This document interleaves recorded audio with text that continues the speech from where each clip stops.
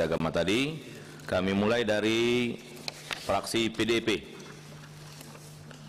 Silakan Pak Samsuniang. Terima kasih. Assalamualaikum warahmatullahi wabarakatuh. Waalaikumsalam. Yang saya hormati pimpinan komisi dan seluruh anggota DPR, dalam hal ini Komisi 8. Yang saya hormati Pak Menteri dan seluruh jajarannya. Yang saya hormati Kepala BPKH dan seluruh jajarannya. Tadi kita sudah mendengarkan penyampaian dari Pak Menteri.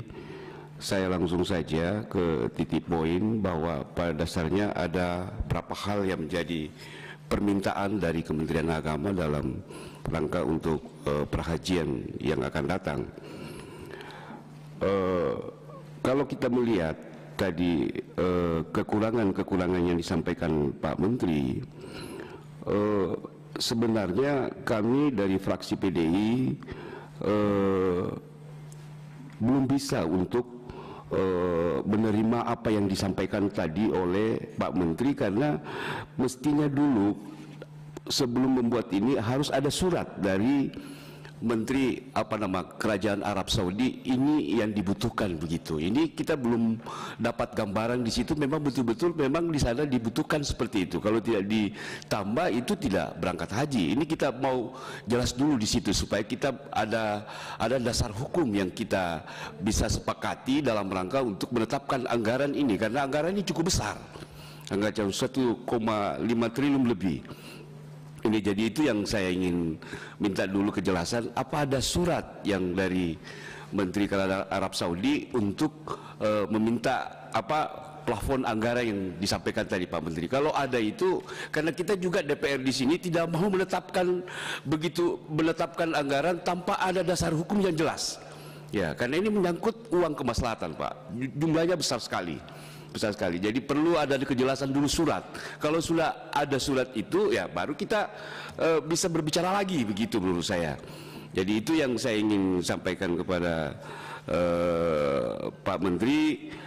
Sebelum ada surat yang diberikan kepada kita, saya pikir ini dulu dari kami, ini dulu dipending dulu lah, supaya ada kejelasan.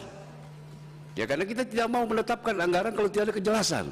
Ya, jangan sampai nanti belakang seperti tadi Pak Ketua ada BPK tidak setuju dan lain sebagainya. Ini karena ini anggaran.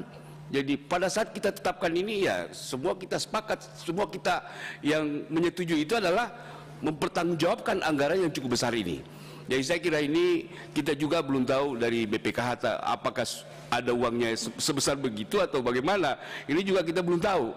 Jadi olehnya itu kita juga harus mendengarkan penjelasan dari badan pengelola apakah uang sebesar begini, terutama tadi yang 25 miliar itu yang dari embarkasi. Saya kira kalau itu lagi dibebankan kepada BPKH, uang BPKH, mestinya APBN di situ yang bisa dimanfaatkan untuk itu. Saya kira itu saja dari kami Pak Ketua. Mungkin ada tambahan dari. Baik, terima kasih Pak Samsuniang atas pertanyaannya. Ada tambahan dari PDP satu lagi ya, kalau PDP bisa 2. Silakan. Ya, terima kasih. Assalamualaikum warahmatullahi wabarakatuh. Yang saya hormati Gus Menteri beserta jajaran, Kepala BPKH beserta jajaran dan seluruh pimpinan dan anggota Komisi 8, sama seperti yang disampaikan oleh Pak Samsuniang, kami dari fraksi PDI Perjuangan ingin mendapatkan kejelasan terlebih dahulu dari Kementerian Agama. Karena seyogianya menurut kami ini adalah tamparan terhebat untuk kami yang di Komisi 8, bahwa ini menjadi pembelajaran terpenting tentang perencanaan keuangan haji ke depan. Bahwa ternyata kita tidak boleh gegabah. Banyak sekali asumsi makro yang di luar kendali kita, sehingga pada saat akan pemberangkatan tanggal 4 Juni, kita tahu-tahu disodorkan sesuatu yang di luar kendali dan perencanaan yang kita hitungkan. Artinya memang ke depan mohon sekiranya pimpinan kita akan memperbaiki perencanaan keuangan haji agar makro keuangan haji itu betul-betul diperhitungkan secara matang. Yang kedua yang ingin saya sampaikan, bahwa kami pun ingin mendapatkan kejelasan faktor yang menyebabkan mismanagement perhitungan terhadap penambahan yang diusulkan oleh Kementerian Agama. Apakah faktor ini dari komponen ini adalah karena faktor eksternal? Faktor eksternal misalnya karena tadi disampaikan ada kurs, kemudian adanya pajak pelayanan yang tinggi, kemudian pajak dari pemerintah Saudi Arabia, atau memang karena faktor internal. Kalau ini diakibatkan faktor internal dan mismanagement, maka sama seperti yang disampaikan oleh Pak Samsuniang, kenapa tidak kita bebankan kepada APBN saja, tidak harus dibebankan kepada BPKH, karena bagaimanapun juga kita ketahui nilai manfaat yang selama ini dikelola oleh BPKH ini adalah hak dari para jamaah yang sudah menunggu berpuluh-puluh tahun, dan tahun ini kita sepakati ada sebagian jamaah yang berangkat dan ada sebagian jamaah yang tidak berangkat, maka nilai manfaat yang tersisa ini akan diberikan kepada rekening virtual account kepada masing-masing jamaah yang tidak akan berangkat.